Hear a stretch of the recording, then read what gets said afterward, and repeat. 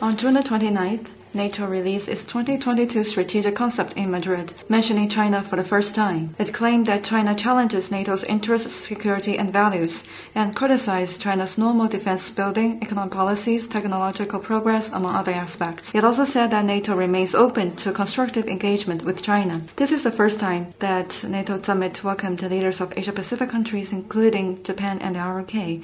What is China's comment? 北约所谓的新战略概念文件 The NATO 2022 strategic concept disregards facts, confuses right with wrong, and insists on wrongly defining China as posing strategic challenge. It smears China's internal and foreign policies and makes irresponsible remarks on China's normal military development and defense policies. It stokes confrontation and antagonism. The document smacks heavily of Cold War mentality and ideological bias.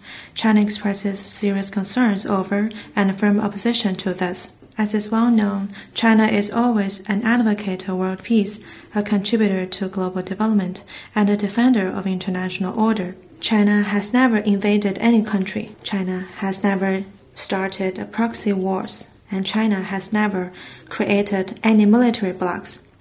China is committed to the path of peaceful development, to the building of a community with a shared future for mankind, and to high-quality Belt and Road cooperation. We have put forward the Global Development Initiative and Global Security Initiative.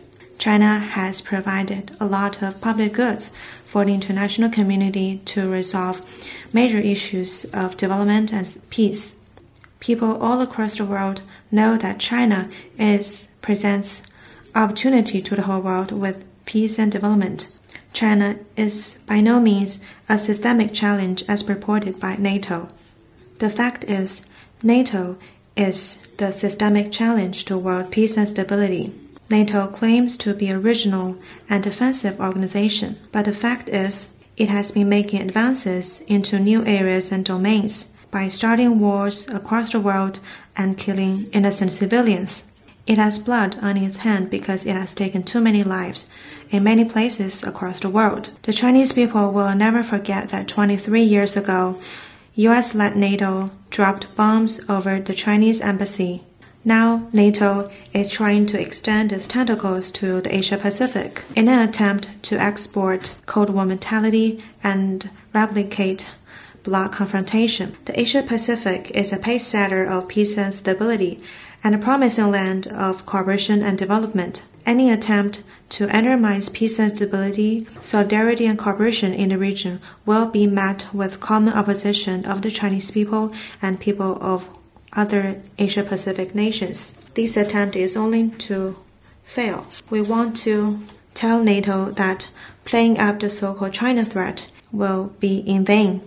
NATO should immediately stop unwarranted accusations and provocative statements against China, abandon Cold War mentality and outdated mindset of zero-sum game. It should stop the wrong practice of seeking military might and seeking absolute security, and stop the dangerous acts of disrupting Europe and the Asia-Pacific. NATO should better do things that can promote stability and security in Europe and the world.